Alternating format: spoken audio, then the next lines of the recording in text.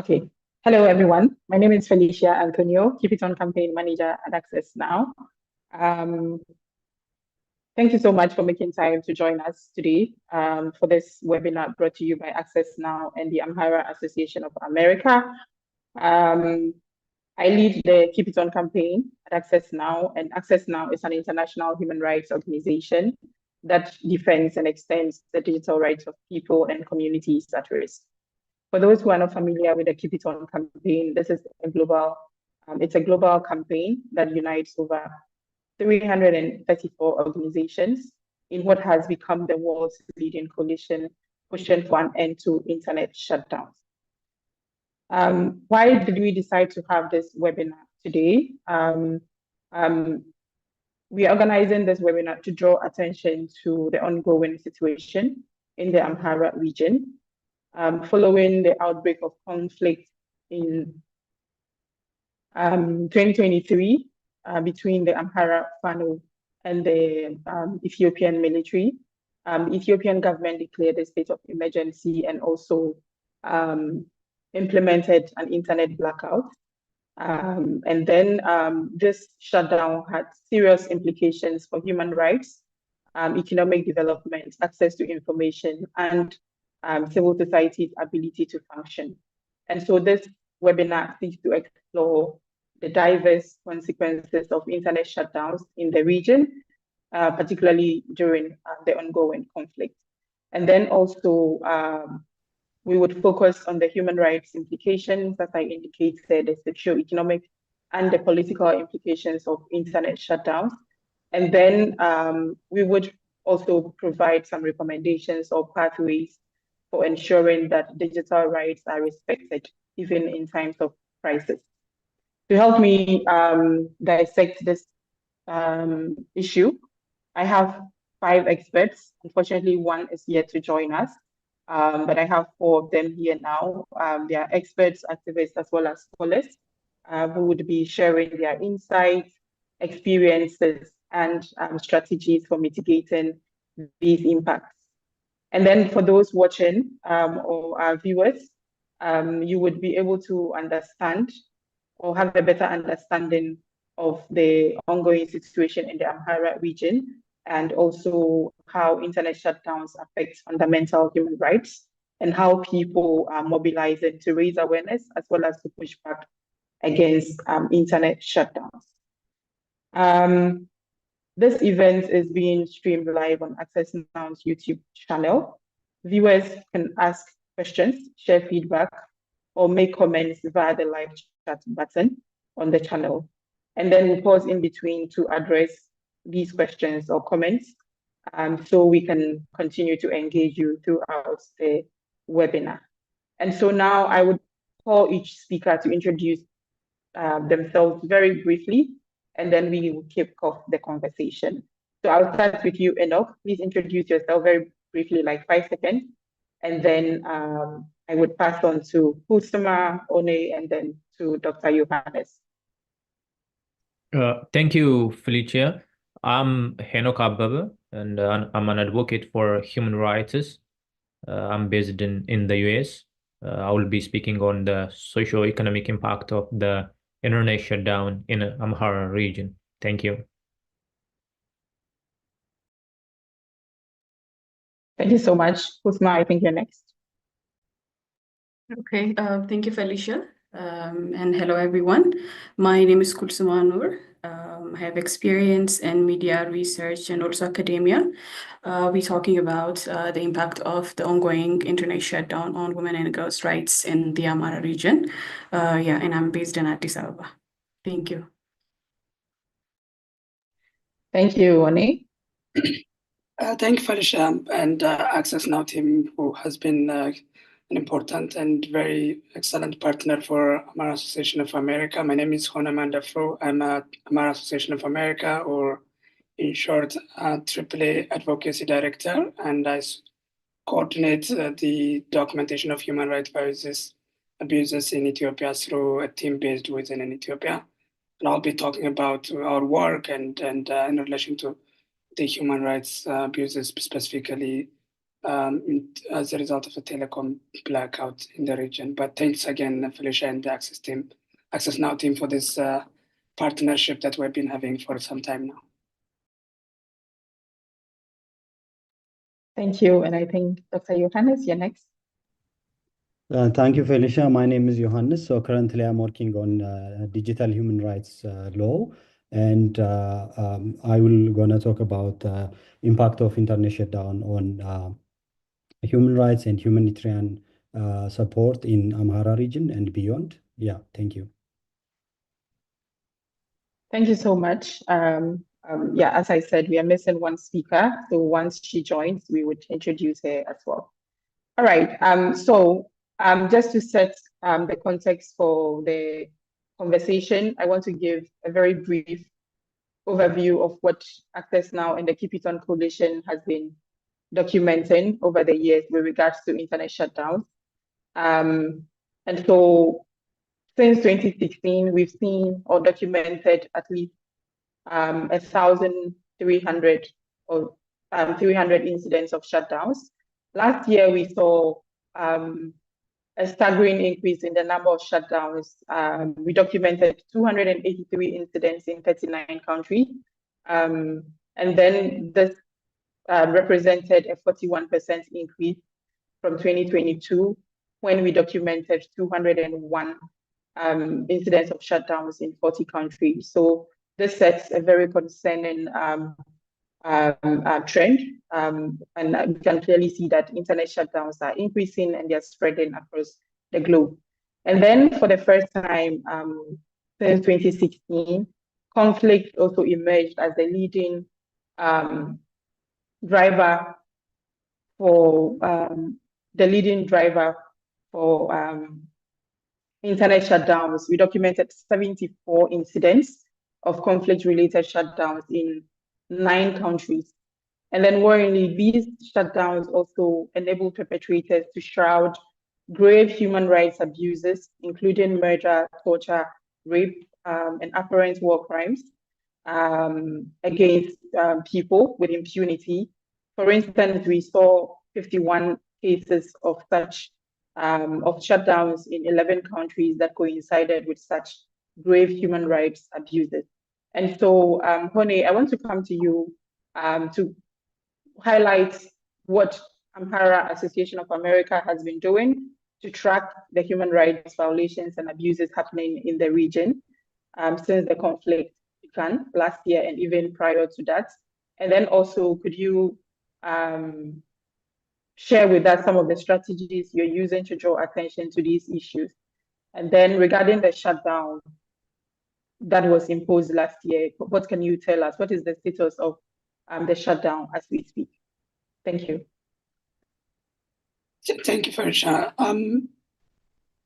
AAA is a US-based organization that was established in 2016, and over the years, the kind of things we do have continued to increase. So initially, we were a small community-based organization, but over the past few years, because of the attacks against Amharas across Ethiopia and the lack of adequate reporting by stakeholders, including national and international human rights organizations, we have established a dedicated team within Ethiopia, a team of lawyers, journalists that regularly monitor human rights violations against Amharas primarily, but also more broadly against Ethiopians. And my role is to coordinate that team and make sure that reports are distributed to key stakeholders. So we have documented some widespread human rights violations in the region. But I think before going to those, it's important for people to understand the context for this war. One, although we're talking today about the situation in Amhara region, actually the main reason why there is war in Amhara region is because of the attacks against Amharas outside Amhara region, particularly in Oromia region. Over the last 5 years alone, AAA has documented thousands of massacres targeting Amhara civilians. And this has led into political resentment in Amhara region there were several rounds of protests within Amhara region, people calling for an end to this genocide against Amhara people, and we did a proper legal analysis why we're referring it as genocide and how it has fulfilled all the definitions that an attack would require to be classified as such. Over these years, Amharas have protested, asking the government to end its own attack against Amharas, but also to fulfill its responsibility to protect Amharas in across Ethiopia. And this protests, on the one hand, has led into attacks against protesters, but also often were succeeded by shutdown of the internet within Amhara region, even prior to the start of this war. So I think people need to understand that the broader implication of the conflict is nationwide. It's not just Amhara region, and the underlying reasons for this war are national rather than region specific. Second, I think people need to understand that this is a continuation of the war in Northern Ethiopia. So many people are aware of the Pretoria Agreement, and there is a false perception that's out there that since the signing of that Pretoria Agreement, the conflict in Ethiopia has stopped. In reality, because of the Pretoria Agreement, Amharas were not invited to present to their demands and negotiate on them. The Amharas felt they were neglected, and the Pretoria Agreement was a war pact between TPLF and the Abiy regime. That has led into the Abiy regime trying to disarm the Fano fighters, which ended up being the main reason or the immediate triggering of this widespread fighting in Amhara region. So in a way, while there were triggering factors that has to do with attempting to disarm the Fanos, the conflict is a continuation of the Northern Ethiopia war that we have seen since 2020. And in terms of the atrocities against Amharas or civilians, I think the point I want to emphasize is, as always is the case when there are widespread internet shutdown or telecommunication blackout, we don't know the true extent of atrocities. Perhaps we may never know because of the continued effort to hide this human rights violations by the region forces. But through our team of investigators, we have documented widespread attacks against civilians. If we just talk about massacres that targeted civilians, Tripoli has documented about 240 massacres within Amhara region. And our definition of a massacre is at least 3 people has to be killed in just a single incident.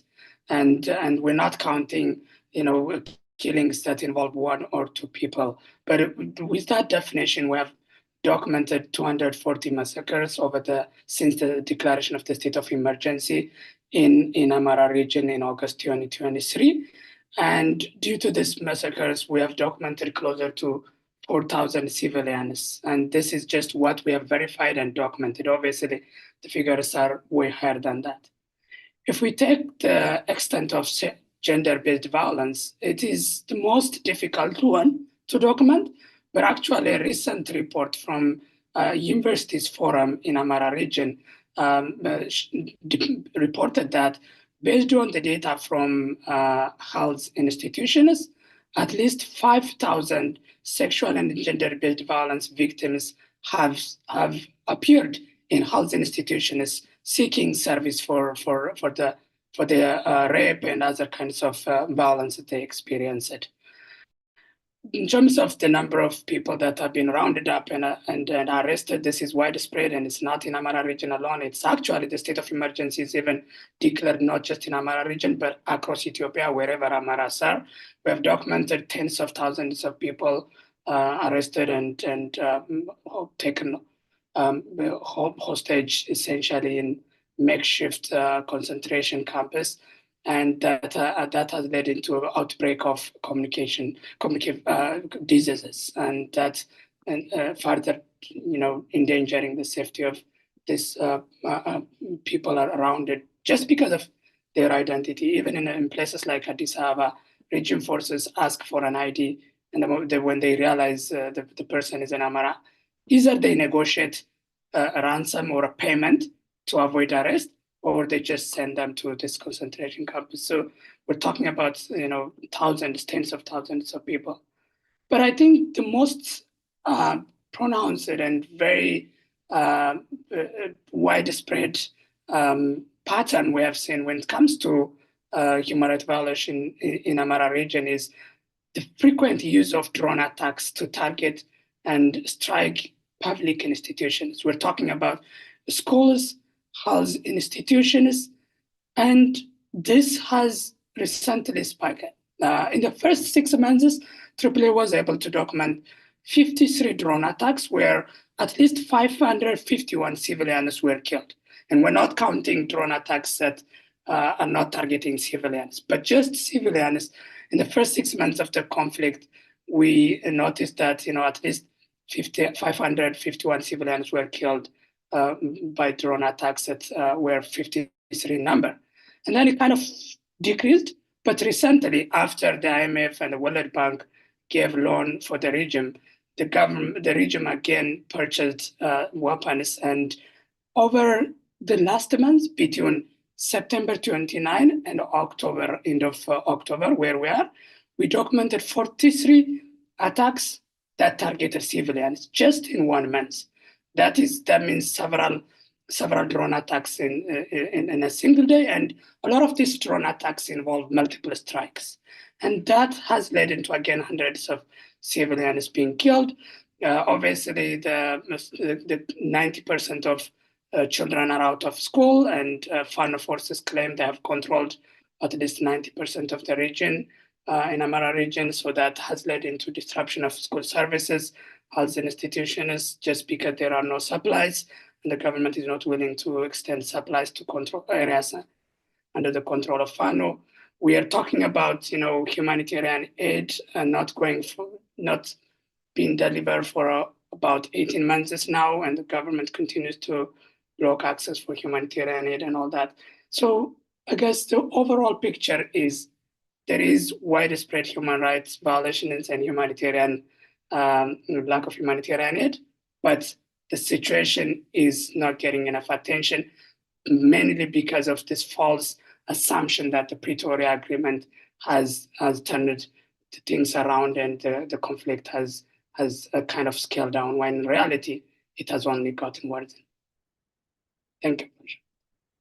Thank you so much for the overview and for also acknowledging the difficulty you and your team face in documenting these human rights abuses. But I think you're also doing great by being able to highlight these acts of violence against civilians during conflict situations. And indeed, as I indicated in the 2023 report, these shutdowns enable perpetrators to cover up all these heinous crimes against civilians or people and communities. And in your response, you did talk a bit about the impacts or the gender implications of these internet disruptions during conflict. And so I'll just go to Kusma to give us, share with us what the impacts of the shutdown is for women and girls' rights in the region, and what are the key issues you would like to draw attention to, the attention of the global, the international community to. Kusma, over to you. Okay, thank you, Felicia. So, like Honi was talking earlier, internet blackouts in conflicts in general, not just in Amhara region, but in conflicts in general, have like serious consequences on the communities and And when it's with marginalized communities and when it's with women and girls, these consequences are exacerbated. And by cutting off access to internet, that means access to essential information is being cut, access to supporting services and also opportunities are being cut off. And in particular, this shutdown has intensified the vulnerability of women and girls, and whose voices are most of the time silenced during crisis. So it makes the situation even more worse. So when we discuss about like what are the impacts that women and girls are facing due to this internet blackouts and internet shutdown, is that one is internet and telecommunication systems are very critical for getting access to information. They're very important, for coordination of humanitarian assistance, and this can make more difficult for civilians, women and girls, to get access to vital information, to report abuses, gender-based violences that occur during conflicts, and to seek assistance during this time. So this increases their vulnerability to this kind of attacks and gender-based violences. So what this means is that internet shutdowns will increase vulnerability. It increases vulnerability of women and girls to violence, and also that means in other words it impedes accountability. So having access to information, access to internet is a human right, and having access to internet also means that survivors get to report incidents of violence, and as it's happening in real time. So whenever there is internet shutdown, that means then that means they will not be documented, that this acts and violence will not be reported. So which in turns means that there would be lack of accountability to the perpetrators. All actors in the conflict, maybe not just from the government or from the fighters, but everyone within the community that is taking part in this conflict. So gender-based violences get exacerbated. And so yeah, this is the most important focus, that the shutdown reduces the visibility of human rights. So, everything is covered up, and that there is invisibility, and it allows the abuse to continue unchecked. So that is why it is important for, the international community to put pressure on communities, and to put pressure on the Ethiopian government, to put pressure on international organization that work on documenting and addressing human rights violation, and that work with protecting women's rights in different areas and capabilities. So yeah, but maybe I could say more with follow-up questions. Thank you, Felicia. Thank you so much for your insights. And indeed, internet shutdowns amplify the suffering of vulnerable communities and people. And we've also seen stories where women are not able to have access to or to continue their economic activities online. And I know you're going to speak to that, how internet shutdowns affect or the implications of the socioeconomic impact of shutdown. So I'll just hand over to you to come in and also share with us what you're seeing with regards to the implications of shutdowns in that regard.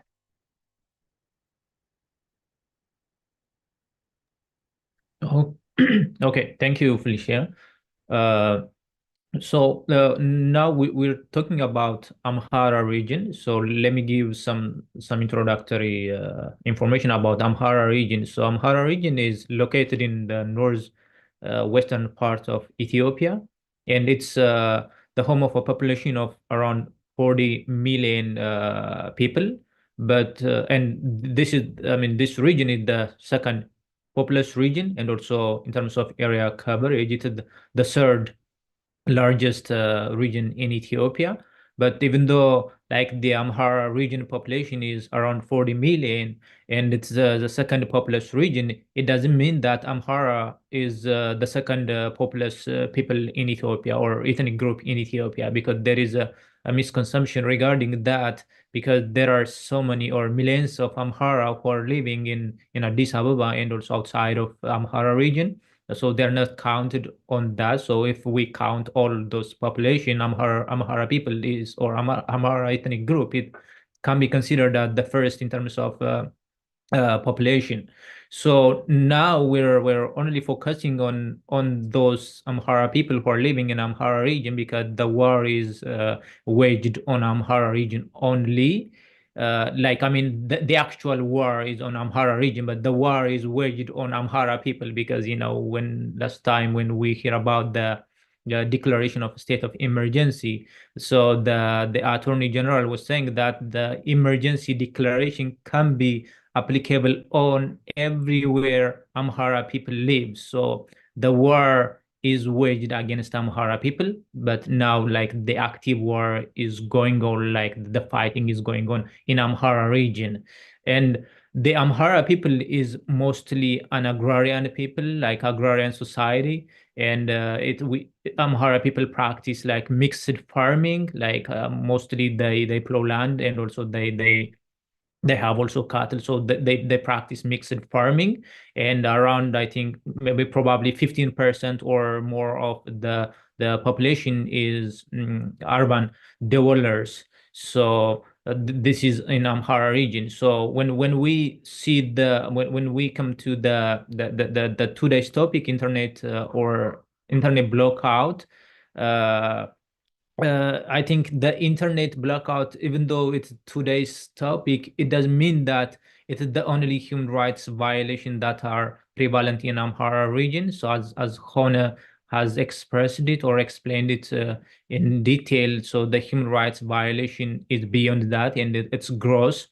Uh, and I think the human rights violations are related to each other. So even though we talk about internet blackout and the effects of internet blackout on Amhara region, it doesn't. And if we give access to internet, it doesn't mean that like it can be a panacea for the human rights violation in Amhara region, because there are other activities which are raging the region, like in terms of human rights violation.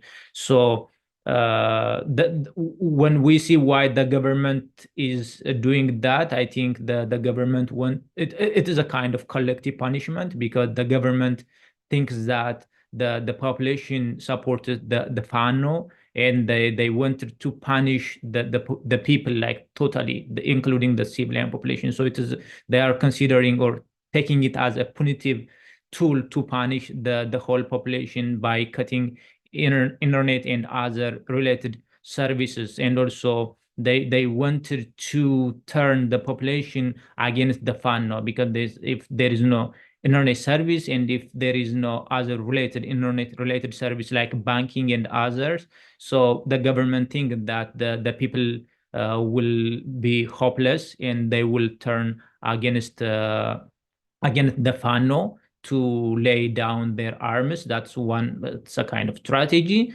which is not working so far, and I don't think it will work also in the future, because it's the people are fighting with a real cause. And so when we see like the impact of internet shutdown in Amhara region, we can divide it like in. I'm gonna focus on the socio-economic impact. So when we see the economic impact, it is like disrupting the economic development of the region, and also worsening the already poor a society who are living who are leading impoverished life. So when we see the urban economy, like currently it is like most of the urban economy depends on internet access, and also other related service like banking. They need internet access. Hotel, they need internet access, and also a small scale economic activities also they need internet access, or other related like landline connection, and social media also connection. So those are interrupted. So without them, the urban society can't practice or can't engage into their productive economic impact. So even though it's right now it's difficult to quantify like how much the impact really is in terms of quantity. So, but we can still see or feel the impact because our family are living there, so we know how desperate they are, how they are impacted by this kind of unwarranted measures that come from the government. The other one is like in the agriculture too. The society, as I said before, mostly it's agrarian. So now the government, I mean the society, they know prices, and or they know prices through like phone calls or internet, like social media sometimes, because for instance, if we see the ECX, the commodity exchange, they fix the price, or they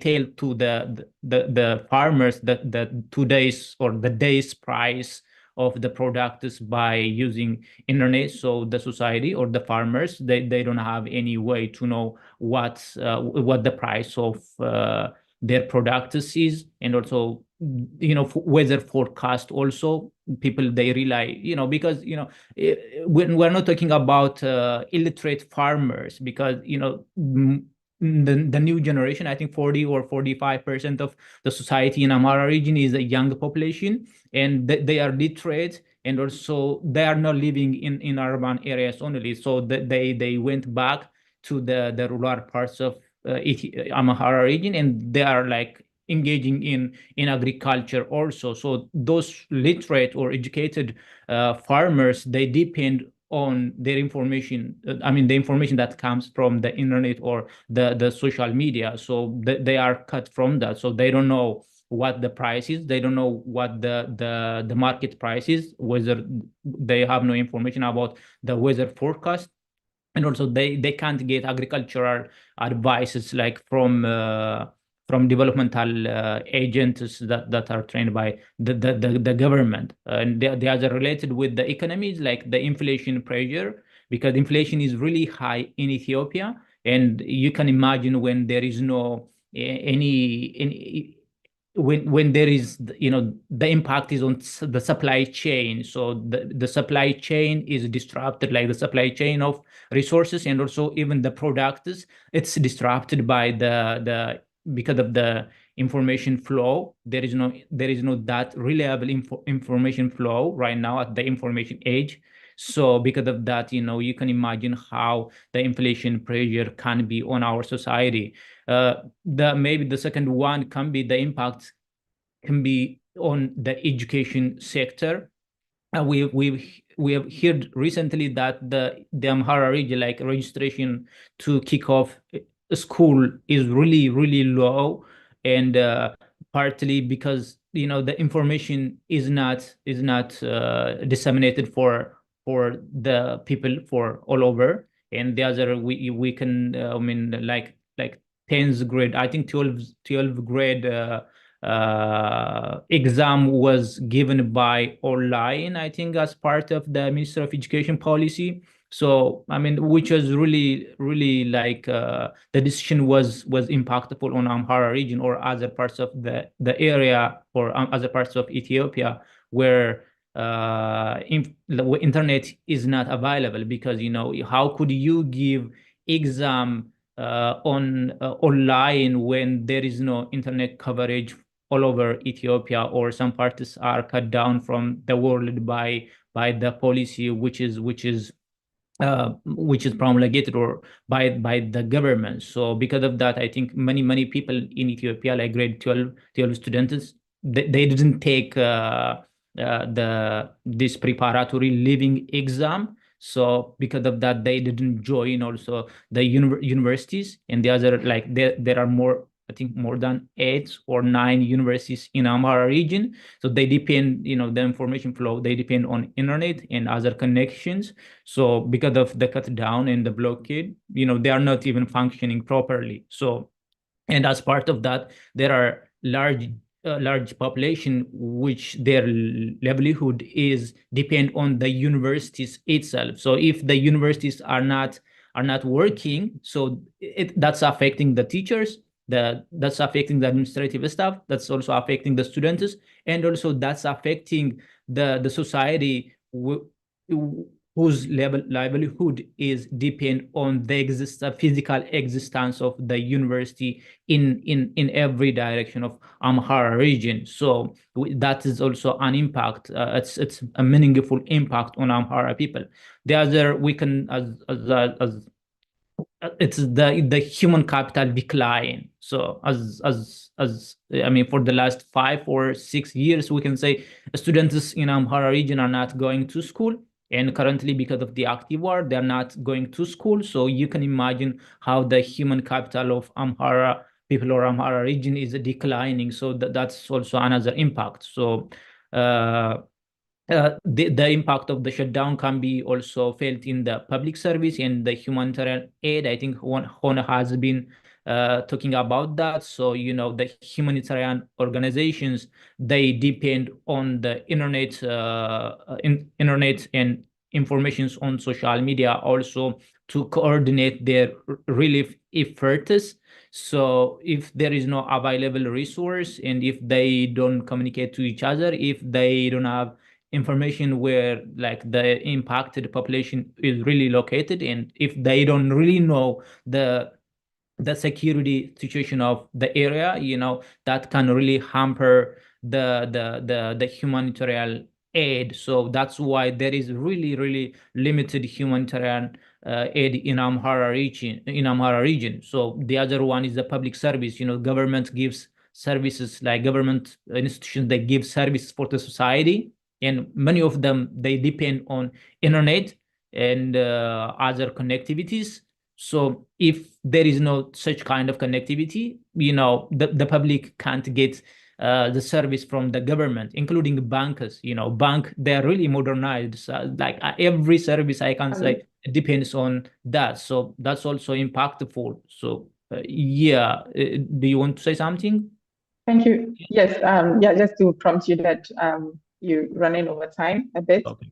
So maybe you can wrap up, and then we come to Johannes, and then we'll have some time to take maybe a few rounds from all the speakers again. Yeah. Yeah. Okay. So you can wrap up your. Yeah, thank you. Yeah, the other impact is like in the social and communal ties. Amhara people is like it lives in a community, and so you can say without any communication and without information flow, how can they engage in that communal life? And there is cultural and religious life is really strong in Amhara population. So that how you can imagine how that can be affected, and also there is no religious gatherings because of those things, and also the psychological impact of the society or the Amhara people who are living outside of Amhara region, because we can't speak to our people, we can't speak to our family, we can't help them. So we don't know their status. You can imagine the psychological impact of that too, and the gender related impact is also, as I think it has been said by Kulusma. So that's also impactful. So I think the internet blackout totally is, I think it deepened the economic inequality, and it's unravel like the social structure, and it's limit access to the vital services also, and it serves as a tool to suppress dissenting voices, and it has a huge impact on Amhara region, or in particular in Amhara society in general. Thank you. Thank you so much for just given the picture, which looks very, very scary, because you can see that lives are really integrated online, as explained. And so a shutdown means it's going to affect all aspects of people's lives, as we have seen repeatedly being mentioned in the conversation. All right, so Dr. Johannes, I'm coming to you to let us, you're doing a research on the implications of internet shutdowns on human rights in times of conflict. I know a lot has been said already, but then can you tell us what are some of the findings of your research, and are you seeing a connection between shutdowns and the implication on humanitarian crisis, which is an obvious answer, but we'd like to learn more about your research and what you're seeing, and maybe if there are some findings that have not been mentioned in the conversation, you can also include that. Thank you. Yeah, thank you, Felicia. So basically, Henok and Hona and other speakers, including Kulsuma, just made my life easier because they already touched some of our findings as well. So basically, we are doing research on the impacts of like internet shutdown in conflict affected areas, including mainly the Amhara region, the Wallagga province, and the Tigray region. Already, the Tigray region is now back to normalcy after the Pretoria Agreement, but the ongoing conflict in Amhara region is still, like in the past 15 months or so, the internet has been blocked. So, so some of our findings includes like these internet shutdowns impact civil and political rights as well as socioeconomic rights. Before that, I think let me give some context, like human rights context as well as kind of political context in the country as well. Let me begin with this bold claim that Ethiopia is synonymous with internet shutdown, especially since 2016 when the Access Now team, the Keep It On campaign was started. Ethiopia is the top country that each year, implemented internet shutdown. For example, the Amhara region in particular has been a victim of this internet shutdown. For example, when the high-profile assassination was made back in 2018, 19, and also a year after during the COVID pandemic, and when the war in Tigray also started, parts of Amhara region were in dark. Beyond that, as Henok earlier touched, like the Amhara people also live in other regions, including in Oromia region, especially in Wallagga province, when atrocities were committed by armed non-state actors such as the Oromo Liberation Army. The Amhara people were also become victims in that region. So the internet was also blocked in that parts of Ethiopia. So I think the Amhara people is now become a victim both within its region as well as outside its region. So that also leads to this political sentiment by the ruling party, the Prosperity Party, that internet is neither water nor air. This is a narrative, the official narrative that the government adopted since 2019. Of course, paradoxically, the government seeks to kind of make Ethiopia digitally connected under the so-called Digital Strategy 2025. But unfortunately, the government is backfiring its promised goals by saying internet is neither water nor air, so that they can shut whenever they want. So this needs to be deconstructed, challenged, as well as brought to court for action as well. Having said that, in our research that touches 3 regions, we found that like internet shutdown, affects civil and political rights, especially by civil and political rights, those that are found under the Ethiopian constitution, such as freedom of expression, freedom of speech. Even recently, 10 days ago, I think Freedom House has published its annual internet freedom report, and saying that the Ethiopian government, in the context of the ongoing armed conflict, has implemented this internet shutdown and led to jailing of, journalists and led to like exiling, activists, journalists who are documenting human rights abuses in the region as well. So in addition to that, in our research, like we interviewed some of key informants and they told us like, especially those who are working in documenting human rights violation, the shutdown made their life difficult because they can't record, shutdowns and what's happening in Amhara region. As Henok also earlier touched, like, one of the rights that is limited during internet shutdown is freedom of communication. We can communicate with our families. For example, my families are living in the active conflict area. So I was like prevented to talk to my families at personal level as well. Beyond that, like the humanitarian crisis as well exacerbated because of the shutdown measure.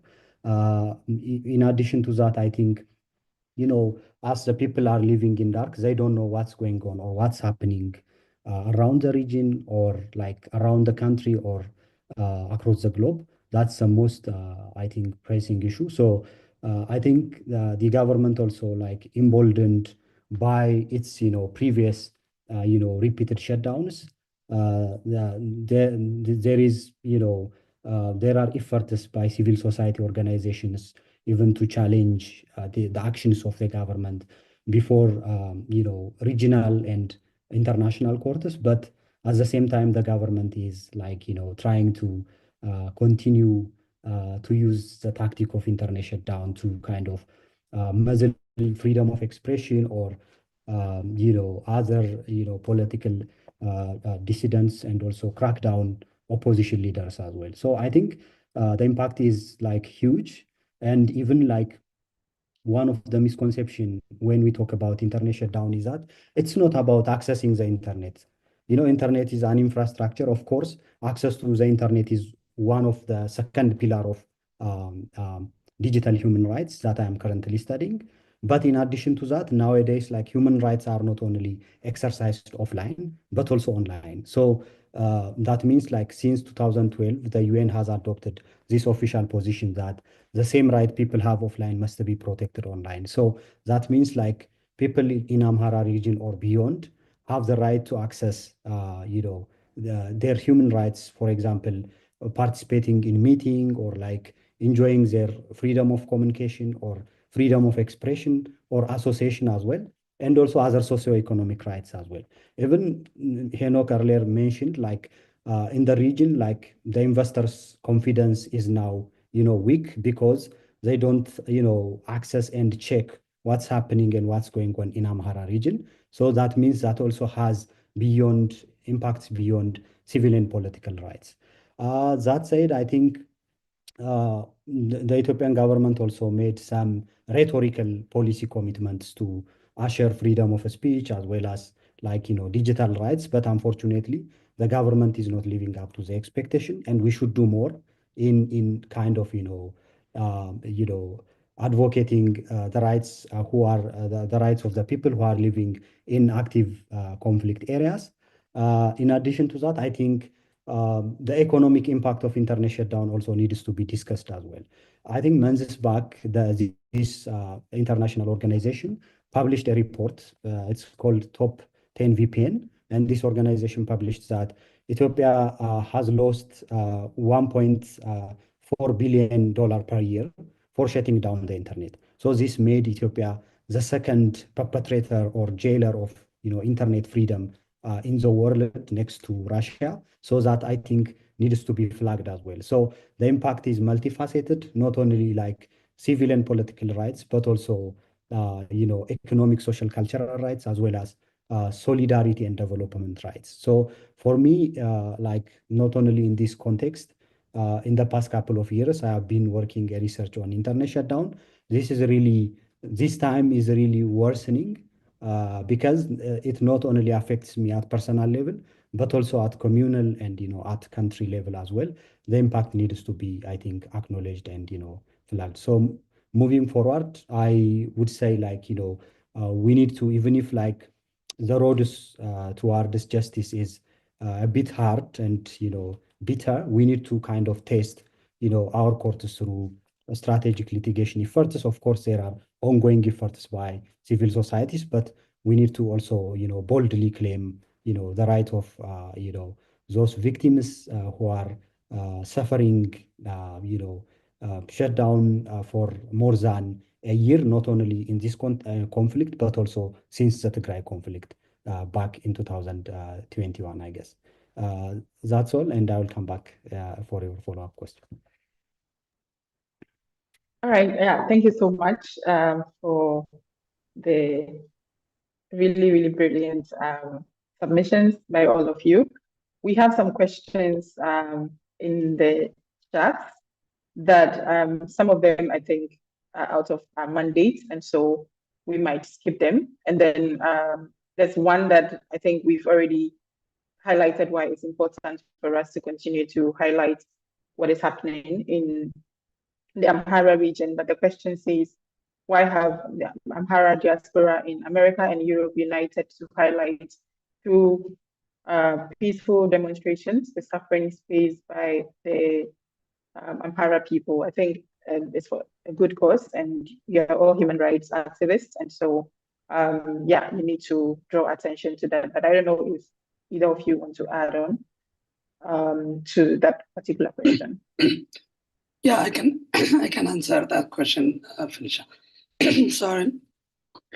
I think it's an important question, but it has a kind of wrong assumption in it, saying that the Amhara diaspora is not demonstrating. Actually, right now, we are in the middle of a demonstration campaigns across Europe and North America. Several local community associations are holding demonstrations, meeting campaign. All politicians campaigning for elections, holding town hall meetings, and all that. But the challenge is that's not enough to influence policy makers at national and international level. And that has to do with a broader perception around Ethiopia. There is, on the one hand, what I mentioned, the wrong assumption that, since the Pretoria Agreement, things are improving. As AAA was one of the first organizations that came out with a clear statement regarding the agreement, saying that the agreement will not bring sustainable peace in the region because it has ignored the key actors in the conflict. And after 2 years now, even the lead negotiators of that agreement are telling The Economist in a new article that just came out days before, admitting that yes, it just postponed other kinds of conflicts and pushed the conflicts elsewhere in the country rather than resolving some.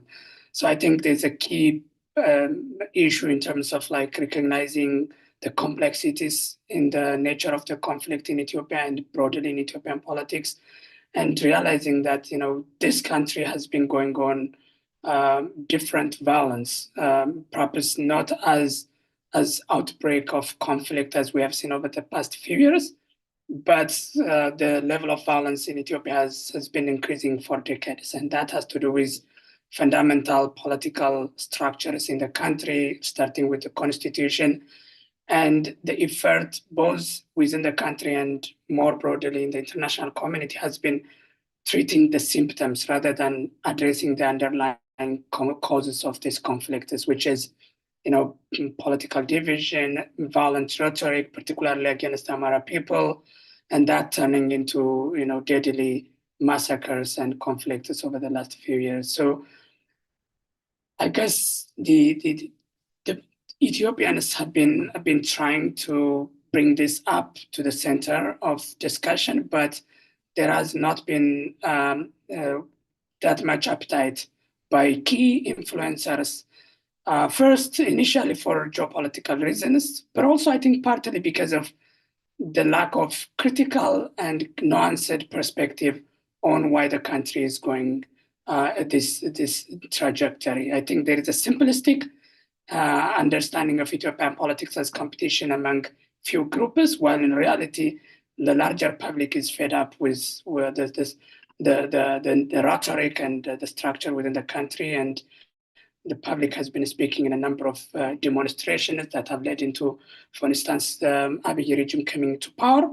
But whenever the larger public speaks up, either their effort is co-opted or kind of silenced by both domestic and foreign actors that could help project a different path. So I think the underlying reason is not, I don't think it's Ethiopians both in the diaspora or in Ethiopia not speaking, but I think primarily, obviously, the political actors within the country being encouraged to pursue violent politics without any accountability whatsoever, and that feeding into sense of impunity and a feeling that as long as we come on top, there will not be consequences. And so I think there is a need to really partner with Ethiopians who are continuously trying to bring these issues and asking for support to bring the culture of accountability within the country. And I think particularly international organizations, mainly human rights and humanitarian organizations, need to center accountability and justice in their engagement with Ethiopia rather than short-term gains of silencing the gunners or kind of bringing some certain actors into a new alliance. I'll stop there, I guess.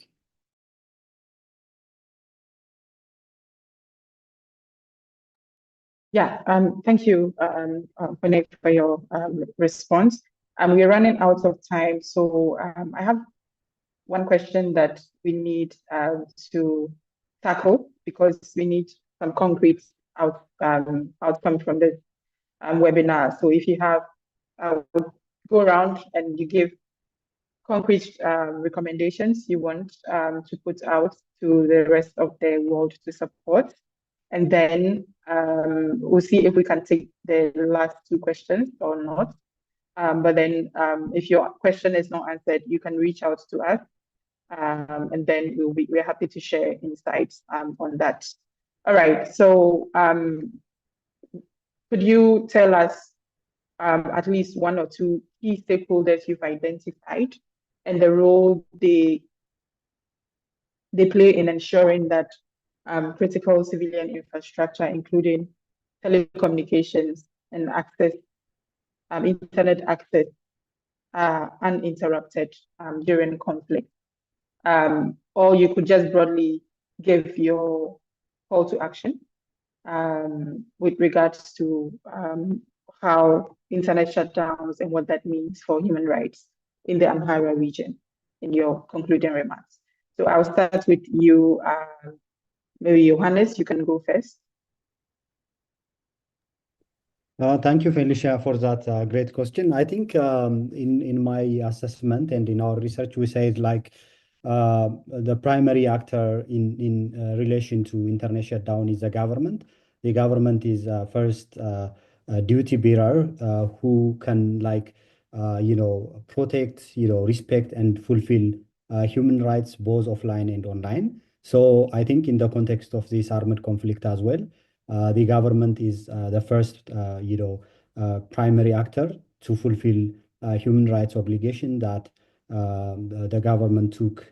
It took, through signing different international agreements or treaties. So with that, I think one thing as part of the obligation to respect, the government needs to kind of desist itself from, shutting down the internet from now on. So this is the first duty. The second duty under human rights law is that the government also needs to protect, users or the people from internet blackout. So that duty entails especially the government needs to kind of, needs to regulate or say private telecom companies like Safaricom or the governmentally owned company Ethio Telecom not to shut down the internet. So with that, I think even if these companies are engaged in such practices, the government needs to protect, the people and the users from the violation by third parties, including armed groups or whatever. So I think this is another duty. And the other thing is, as the Amhara region is now war-ravaged area, and many facilities, including telecommunication and other infrastructures are damaged. So the government has the duty also to fulfill and to repair those damaged infrastructures in the region and beyond. That said, the second actor that I found is that these private telecommunication companies that are operating in Ethiopia. At the moment, we have like two providers. One is governmentally owned, Ethio Telecom, and the second one is the privately owned Safaricom. So these companies quite often, when they were asked why you guys are shutting down the internet, repeatedly across the country, they said like, we are ordered by the higher authority to do so. So there is this kind of, hesitation and also like, kind of pushing the matter to another unknown or undesignated higher body. So I think there should be some sort of transparency in this regard. So the human rights commitment that the country has took over the couple of years shows that the government needs to kind of respect those commitments, especially when we say we need to follow a kind of human rights based approach for internet blackout or like internet access. Is we mean that the government's actions needs to be transparent. At the same time, there should be some sort of due process. Even those shutdowns that have happened over the course of years, including in the context of the ongoing armed conflict, they don't meet the test of human rights, especially they are not based on law. They are not even at times, even if the government tries to justify these are necessary kind of to crack down the protest or like the armed conflict, but at times it fails to meet the test of proportionality as well. So there are unintended consequences arising out of the human rights obligation. So I think for me, the key actors to kind of keep it on the shutdown are first the government, secondly private telecommunication companies. Thank you. Thank you so much. I'll move to Henok. Yeah, thank you.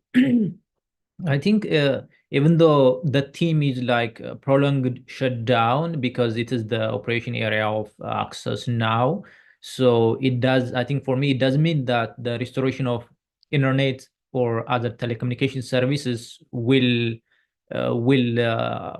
solve the human rights situation or deterioration of Amhara people. So even though the internet is restored, still if the war continues, even though the internet is restored and the other human rights violations continues, so it doesn't make any difference. So it would be, it doesn't make any difference. So the call should be on the government to stop like the war and engage in a peaceful communication with or a peaceful negotiation with the armed group, and also understand and accept like their demands as a truly genuine political demands, rather than like resorting to collectively punish the whole society so that it can turn its face against the Fano group, I think. So any pressure should be on the government not to restore the internet, but to just stop the war and to engage peacefully with the fighting group and to accept their political demands as a genuine political questions. That would be better. And I think regarding that, the international community is not doing what it's supposed to do, I think, because it seems that they understood the Ethiopian society is doomed to live in violence. It seems like that. It seems there is such kind of understanding when you see their reluctancy in regarding calling out or urging the government to do something fruitful, because you see that the IMF or the World Bank, they provided like a huge amount of money despite the government is engaging in committing violence against its own people.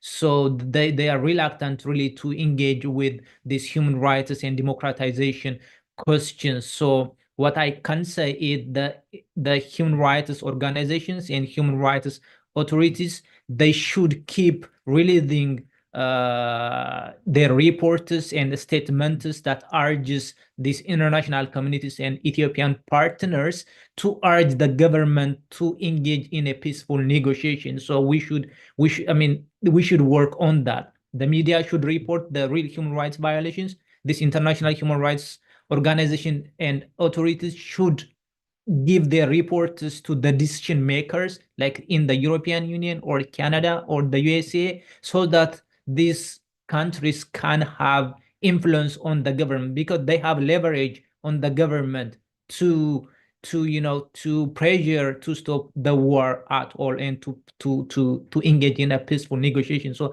that way, I think we can reach into some kind of like balance of peace and better human rights protection.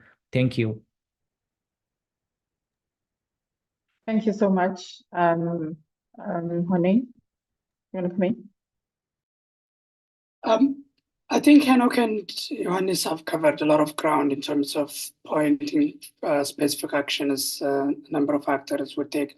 I want to start by saying that the African Union, which kind of sponsored the Pretoria Agreement, has been silent for a year and a half on the war in Amhara region. And as the organization is, headquartered a few kilometers away from Amhara region where the war is going on. It's very perplexing to many of us why the African Union has not spoken out, has not initiated an investigation into this internet shutdown and other forms of right violations. So I think the one ask from broader community is the African Union should undertake its responsibility as a continental body to protect and promote human rights, and it should not ignore violations that are happening in front of its office, because literally there are people that are being mass detained a few kilometers away from the headquarters. But more broadly, as Henok had said, Ethiopians are in a fight to democratize the country, and there were progresses, and now there is setback in that goal. But what has become clear is Ethiopians are continuing to fight for their rights, and they are fighting. And I think what they are asking for non-Ethiopians and international community is for them to at least not to impede their successes, their struggles, and if they can partner in their fight for democracy in the country.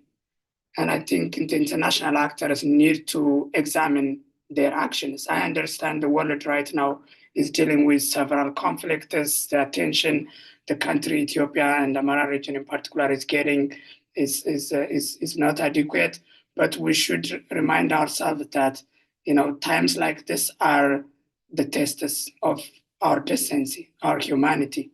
And we know what has happened, what has transpired, where humanity as a global community fails to act in time. And right now, when it comes to Ethiopia, the global community is failing Ethiopians. There is a lot of willful ignorance. There is refusal. There is apathy. There is refusal to take action when that action could make significant difference.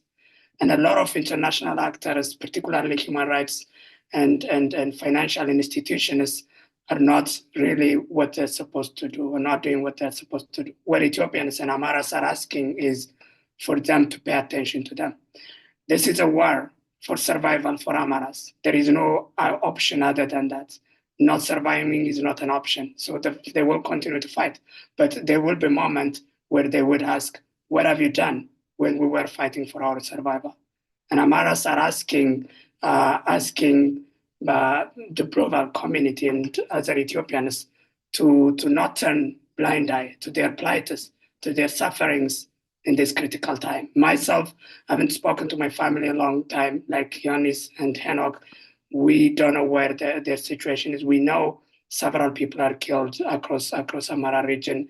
Perhaps we are not quite sure if they even survive. These are the police. The police Amharas are sharing. In one drone strike, several generations of family members were killed as they were returning from baptism of their newborn daughter. These are the kind of tragic events that's happening to Amhara people. And I think it is very tragic if people who can make difference will fully ignore this kind of unacceptable acts and let the regime perpetuate and punish broader Amharas. So I think my message to all is your apathy is complicit. Don't be complicit in this. Take action when you can, and your action would make difference because we know the Ethiopian regime listens and cares for its image internationally, and just a mere statement would make a huge difference. Don't waste that leverage you have, and Ethiopians and Amharas will be grateful for all action you might take at this difficult time. Please do so and don't turn a blind eye. Thank you. Thank you so much. And I would move to Kusma for your closing remarks. Okay, thank you. Yeah, I'm still here. Thank you, Felicia. So, colleagues mentioned very important points, how the government is a major player in this, and how also somehow the answer to this question also is laid down on the government, because the government has the responsibility, the duty not to interfere in on civilians getting access to information, getting access to information, which is a resource. So international rules, international humanitarian law prevents actors within conflicts not to get involved in this and impede civilian infrastructure, which is also includes telecommunications and access to information. So, and to ensure this, we need the international community, because government is not going to be doing anything unless it's pressured to do so. So the international community should be continuously pressuring the Ethiopian government to restore access to internet in the Amhara region. Like we've said earlier, this blackout has allowed human rights abuses against the civilian population, and in particular women and girls, to go unchecked and also hidden from the global community. So there needs to be a constant pressure on the government to ensure that connectivity is important and that there is visibility and accountability in addressing these violations that continue to go on in the region. The other one is the other key actor in this, I believe, are international organization and advocacy groups.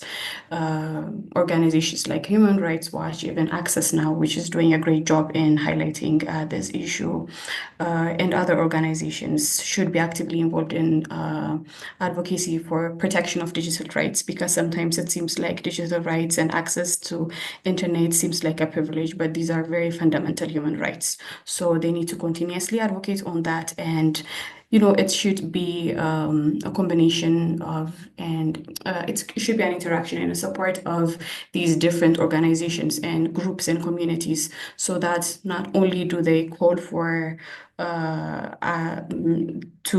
access to digital rights, and so that the internet is kept on, but also so that they can support and press for policies that prevent future shutdowns of internet, and so that internet access is prioritized as a human right, and especially in vulnerable situations that women and girls are in, like the Amhara region. Yeah, this is what I want to say. Thank you all. Thank you so much for your remarks. They're really strong and concrete, and I think that it resonates with a lot of us in this panel, as well as those listening or viewing. And I think that, yes, we need to speak up against the horrors that are happening around the world. And we at Access Now would continue to draw attention to not just internet shutdowns, but then also the human rights implications of the acts of violence that happen during conflicts around the world. And we continue to do this through partners like Amhara Association of America and other partners around the world. And so, yeah, we would continue to defend digital rights. And as we've reiterated throughout this panel, the internet and digital platforms have become part of our daily life, and they contribute significantly in whatever we do. And so we need to protect that and to make sure that governments stop targeting them whenever they want or whenever they feel like. Yes. And so thank you so much for joining us. For our viewers, we really appreciate your support and staying with us throughout the session. If you want to learn more about the Keep It On Coalition, you can reach out to us or check out our website, www.accessnow.org, and you'll find details with about how you can reach out to us to be part of the coalition.